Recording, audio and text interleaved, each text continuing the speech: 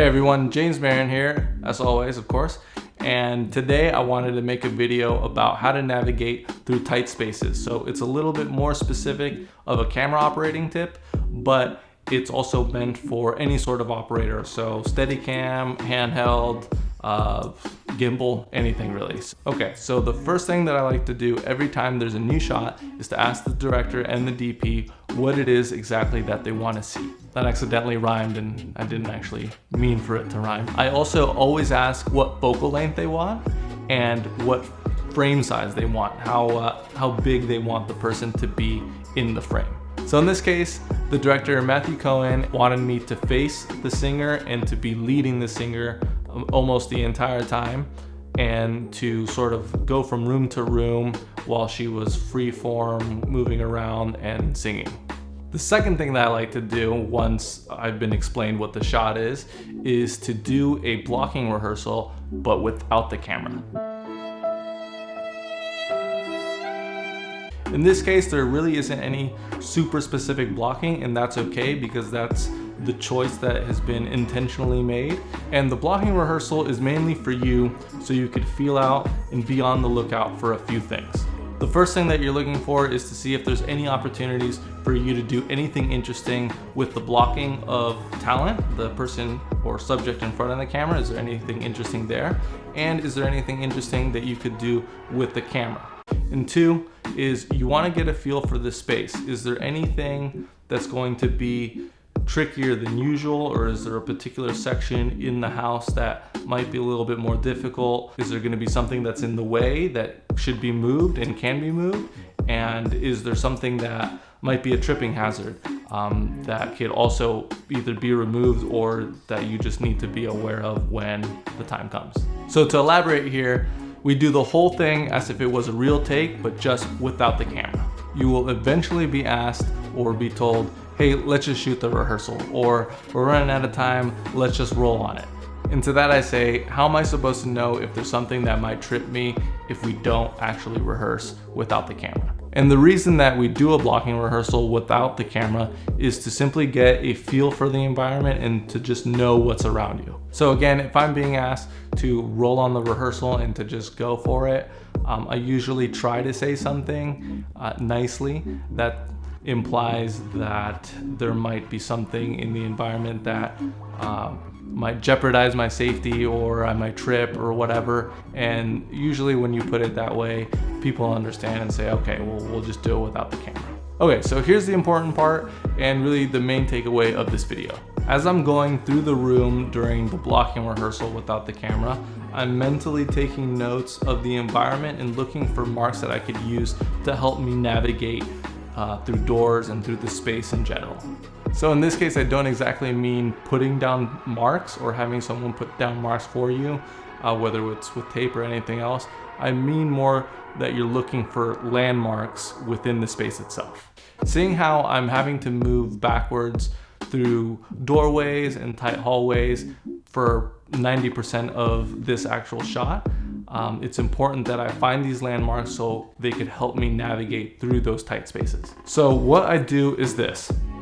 I take a minute to stand in the middle of the doorway and look out directly in front of me and see if there's anything that I could use for a mark in order to tell me that when I look up and I see this mark and I'm lined up with it, that I'm perfectly through the door and I'm not gonna bump into anything. Now the trick is this, since you're doing the blocking rehearsal without the camera, you have to get your marks and account for the camera itself. So when you're doing handheld and it's on your shoulder, if you find the mark and you don't account for the camera, then you're going to be slightly offset because the lens is really like over here and your line of sight is over here.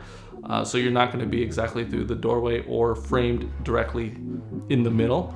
And same goes for Steadicam and pretty much anything else, that if you fly goofy, you'll be, through the middle of the doorway and have the rig slightly to your right, or the opposite if you fly regular. And so when you get these marks, you want to stand in the middle of the doorway and account for that. And so you stand in a way that just accounts for the camera, and then you grab your mark. Here you can see each and every time that I look up and away from my monitor to look at my mark.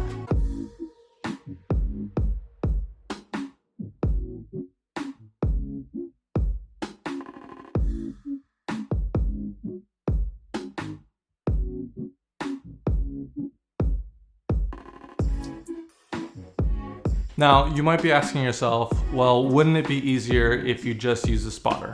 Well, personally, I don't exactly prefer when someone has to sort of like nudge me or pull on me to get me through obstacles or doorways in this case, unless it's like an emergency and I'm about to like fall or something and they could sort of interfere. But otherwise, I like to just have as much focus on what I'm doing as possible without any sort of outside intrusions. And in this case, with there being such little space available to everyone, and our focus puller, Jacob Perry, needed to physically be sort of right next to me so he could look at the camera and look at the subject to pull focus and see how far apart we were from each other. Having another person on top of that behind me and sort of kind of like doing this dance would have just been distracting, and there really wasn't a lot of room for that anyways. And as you can see, if you just do the blocking rehearsal without the camera and take a minute to grab those marks, you don't really need a spotter because you'll just have the confidence to be able to get through those tight spaces all on your own. Perhaps if there was a tripping hazard or something that I just couldn't move or that couldn't be moved, then having a spotter would be preferred. But in this case, there wasn't anything like that, not anything that I discovered while we rehearsed, and so I opted out of having a spotter because it would just be easier to move with less people. But again, that's exactly why you do a blocking rehearsal, so you can determine those things for yourself. Now, if you haven't practiced looking up from your monitor and so you can look at the environment and look for marks, then the first time that you do it is going to be sort of scary because you're so locked into the image. You don't want to mess it up. You want the horizon to be perfect and the framing to be perfect, and you feel like if you look up, you're going to mess it all up. So if you haven't practiced, it's absolutely crucial that you do so, because without that sort of practice, all of these tips are sort of useless to you, because you'll make marks, you'll go through the shot, and when you need to look up to get through the doorway, you'll just sort of be locked in on your monitor and you won't have the confidence to look up, and so you might just bump into it and then have to do the whole shot again. Now, I keep looking down because that's, if you're operating Steadicam, that's where the monitor would be, but this goes for really any sort of operating. Even if you're doing handheld, you don't want to just always be locked in on the monitor. You know, things change, you move differently each and every take in a way, and so you might have moved a little bit and now all of a sudden there's something in your way. So it's good practice to just have the ability to look away from your monitor while keeping the frame that you had, and that way you could sort of just constantly be aware of your environment. Okay, well that's it for today, everyone. I hope that you enjoyed this video and that it has some tips that will be helpful to you in the future. If you like this video on camera operating tips or specific camera operating tips, please leave me a comment below to let me know so I can make more in the future. Also, if there's anything that I might have missed or that you need me to elaborate on, also feel free to leave me a comment below. Thanks again for taking the time to watch, and I hope you have a great day.